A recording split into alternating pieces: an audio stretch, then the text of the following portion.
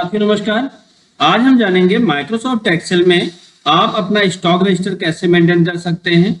जैसे आपके पास एक मोबाइल शॉप है तो मोबाइल शॉप में आप स्टॉक रजिस्टर मेंटेन करने के लिए क्या फील्ड बनाएं, क्या चीजें करें और किस तरीके के कौन से फार्मूले को आप यूज करें, सब हम एकदम डिफाइन करने वाले हैं। तो वीडियो को बिना स्किप किए आप पूरा वीडियो देखें जिससे आपको पूरा नॉलेज मिल पाए। तो सबसे पहले तो हमें यहाँ पे आपकी मोबाइल की शॉप का नाम लिखना होगा। मान लीजिए हम आपके मोबाइल का शॉप का नाम लिख देते हैं।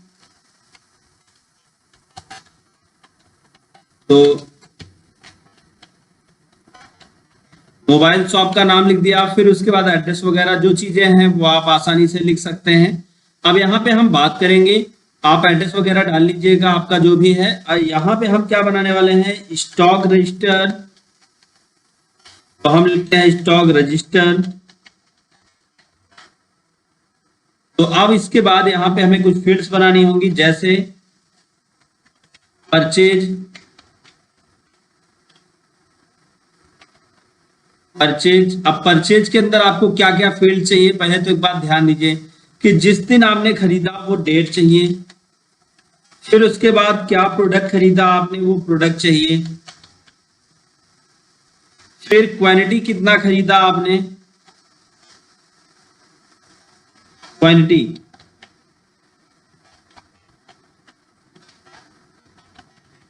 कितना परचेज किया वो। ये तो हो गया आपका किसका, परचेज का। अब इसी तरह से हमें सेल्स भी चाहिए, तो कॉपी कर लेते हैं और पेस्ट कर देते हैं और ये परचेज को हम सेल्स कर देते हैं। सेल्स हो गया, तो हमें दोबारा इंटर करने की जरूरत नहीं होगी। अब फिर उसके बाद आती है बात स्टॉक रजिस्टर की। अब यहाँ पे हमें कुछ चीजें करनी होगी। सबसे पहले तो हम ये ऊपरी हिस्से पर यहाँ पे लिखेंगे स्टॉक, आपके पास क्या बचा हुआ है। अब इसमें फिर आप लिख दें सीरियल नंबर, फिर उसके बाद आप लिख दें प्रोडक्ट, फिर उसके बाद परचेज, फिर उसके बाद लिख दें सेल्स, फिर यहाँ पे क्या स्टॉक बच रहा है और कोई रिमार्क है तो वो लिख दें। ये पूरा का पूरा हमने बना लिया। अब उसके बाद एक काम करेंगे, इसको यहाँ तक से लेकर के मर्ज एंड सेंटर कर लेंगे और इसकी साइज को अपने अकॉर्डिंग मैनेज कर लेंगे। फॉन्ट वगैरह भी आप चेंज कर सकते हैं, सारी फॉर्मेटिंग आप अपने हिसाब से कर लीजिए जो आपको समझ में आए। अब फिर उसके बाद अगला काम हमें क्या करना होगा, यहाँ पे ये जो एरिया है इसको आप सेलेक्ट करिए, परचेज तक मर्ज एंड सेंटर करिए। ये जो एरिया है इसको परचेज मर्ज एंड सेंटर, फिर यहाँ तक मर्ज एंड सेंटर, ये आपका स्टॉक है। अब इसके फॉन्ट साइज को आप कर लीजिए थोड़ा सा बड़ा, लगभग कर लेते हैं 14 और बोल्ड कर देते हैं। बोल्ड करने के बाद फिर इस एरिया को भी आप सेलेक्ट करें और इसको आप बोल्ड कर दें, साइज यही रहने दें। अगला काम आपको क्या करना है, सबसे पहला तो इसकी थोड़ी सी फॉर्मेटिंग मैं आपको दिखाऊं। यहाँ पे मान लीजिए हमने आपका ये परचेज है तो परचेज को हम ग्रीन कलर दे देते हैं, तो यहाँ पे हमने ग्रीन कर दिया। सेल्स है तो सेल्स को मैंने कर दिया मान लीजिए कोई दूसरा कलर, और स्टॉक को मैंने कोई दूसरा कलर दे दिया। तो यहाँ पे हमने तीनों को अलग अलग कलर दे दिए। अब फिर अगला काम हमें क्या करना है, अभी इसमें अगर और फॉर्मेटिंग करना चाहते हैं तो वो आप अपने हिसाब से कर सकते हैं। अब फिर हमें यहां से लेके यहां तक, जहां तक आपको एंट्री करनी है वहां से वहां तक आप सिलेक्ट कर लीजिए और सिलेक्ट करके इसको आप बॉर्डर में ऐड कर लीजिए। तो हमने यहाँ पे कर लिया ऑल बॉर्डर किया, ये सब बॉर्डर में आ गया। अब उसके बाद इसको सिलेक्ट करें और सिलेक्ट करके आप सेंटर में कर लें। सेंटर में करने के बाद अब यहाँ पे आप एंट्री करें और कौन सा फार्मूला लगाएंगे वो भी आप यहाँ पे ध्यान दें। सबसे पहले तो मान लीजिए कि अब यहाँ पे एंट्री करने के लिए पहला काम तो आपको आपके प्रोडक्ट जो स्टॉक है उसको आपको मेंटेन करना होगा। तो चलिए हमने यहाँ पे क्या किया, आपके स्टॉक को मेंटेन करने के लिए नीचे ड्रैग करके यहाँ पे नंबर्स लिख दिए, फिर फिल सीरीज किया जिससे आपका जो स्टॉक है वो कितना है वो पता चल जाएगा। तो इसको थोड़ा बड़ा करके यहाँ पे हमने इसको सेंटर कर लिया। फिर अब बात आती है प्रोडक्ट की। तो मान लीजिए कि आपकी मोबाइल शॉप है तो वहां पे आप कौन कौन से प्रोडक्ट रखते हैं। मान लीजिए आपके पास वीवो का है, वीवो का फोन है, फिर उसके बाद वीवो के बाद ओप्पो है, फिर रेडमी है, फिर एमआई है, फिर रियलमी है, फिर चलिए रियलमी, फिर उसके बाद अगला प्रोडक्ट आपके पास मान लीजिए लावा का है, फिर आपके पास इन्फिनिक्स है। तो इस तरीके से आपके पास जितने भी प्रोडक्ट्स हैं सबको बना लीजिएगा। मैं सिर्फ इतना बता रहा हूं आपको काम करना, बाकी आप यहाँ पे कर लेंगे। अब एंट्री करते हैं यहाँ पे। सबसे पहले तो हम यहाँ पे डेट लिखेंगे। मान लीजिए कि आज की डेट में उसने परचेज किया, तो सबसे पहले आज की डेट डालेंगे। तो यहाँ पे सबसे पहले मंथ पड़ेगा, फिर उसके बाद डेट पड़ेगा, फिर ईयर। अब फिर इसके बाद अगर इसके फॉर्मेट को चेंज करना चाहते हैं कि पहले मंथ की जगह पे पहले डेट हो, तो क्या करना होगा, सबसे पहले तो यहां से कस्टमाइज कर लीजिए। अब कस्टमाइज करने के बाद आपके सामने जो विंडो खुला है, यहाँ पे ये जो एम लिखा है पहले इसको डी कर दीजिए, और जो डी लिखा है इसको एम करके आप जैसे ही ओके करेंगे, अब ये मंथ, डेट और ईयर हो गया। फिर उसके बाद परचेज, क्या प्रोडक्ट परचेज किया।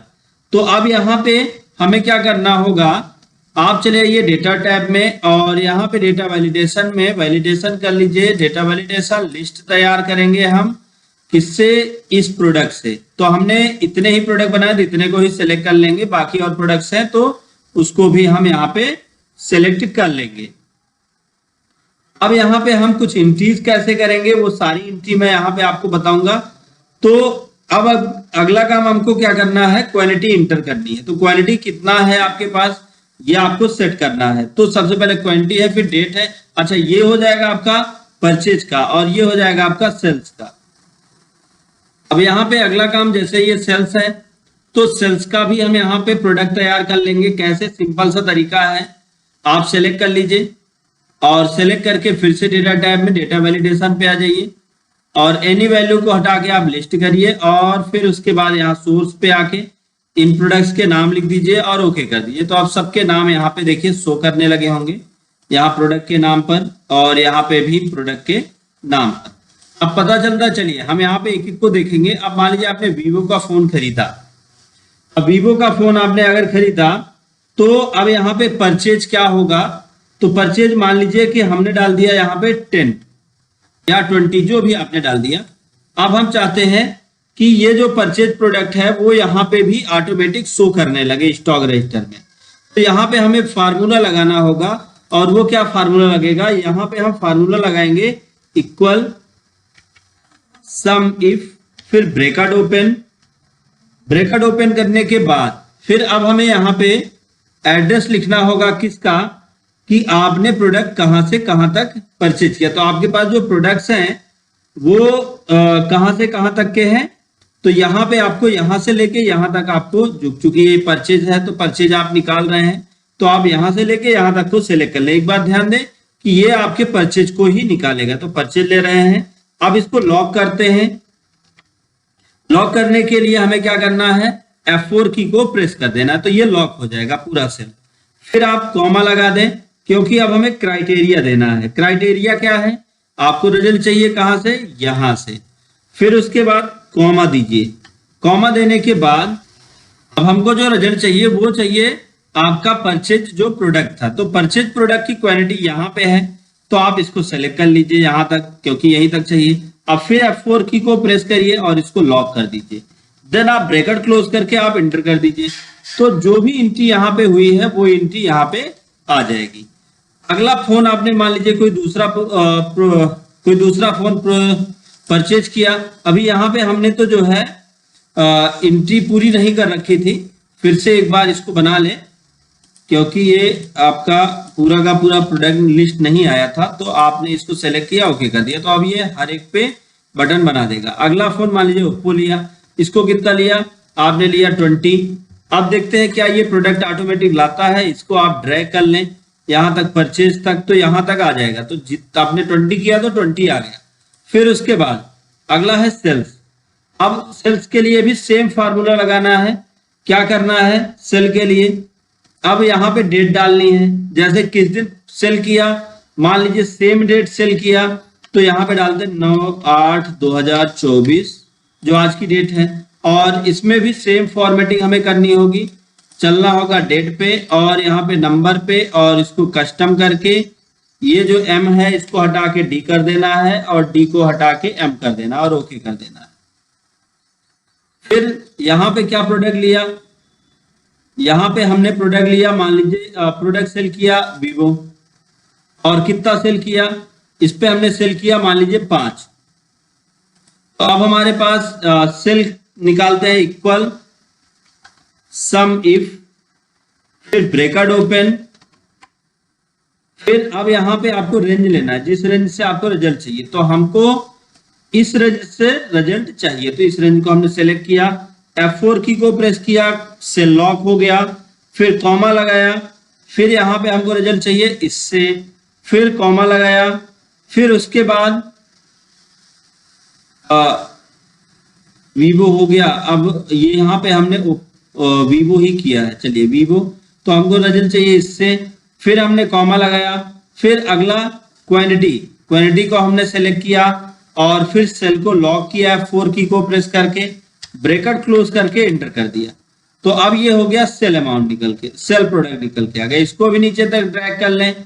अब स्टॉक निकालना है तो इक्वल करें और लिखें, आप एक तो लिख सकते हैं आप सम, या अगर आप सम फार्मूला नहीं लगाना चाहते तो आप परचेज में माइनस कर दें आपका सेल्स, तो अब निकल के आ जाएगा कितना स्टॉक आपका बचा है, यहां से पता चल जाएगा। अब जैसे यहाँ पे अगला प्रोडक्ट, अब चलिए डेट यहाँ पे डाल देते हैं, यहाँ पे हम फिर से डेट डाल देते हैं। अगला प्रोडक्ट आपने ओप्पो का सेल किया, अब ये कितना किया, मान लीजिए आपने किया 12, तो ऑटोमेटिक यहाँ पे 12 हो जाएगा और आपका स्टॉक कितना बचेगा 8। तो इस तरह से आप पूरा का पूरा अपना स्टॉक रजिस्टर मेंटेन कर सकते हैं और इसमें जो भी कस्टमाइजेशन करना चाहते हैं वो अपने हिसाब से कर सकते हैं। तो उम्मीद है ये आपको समझ में आया होगा। वीडियो आज का बस यहीं तक। अगर वीडियो अच्छा लगा तो वीडियो को लाइक करें, ज्यादा से ज्यादा लोगों तक शेयर करें ताकि उनको भी नॉलेज मिल पाए। दोस्तों thank you so much video को अंत तक देखने के लिए।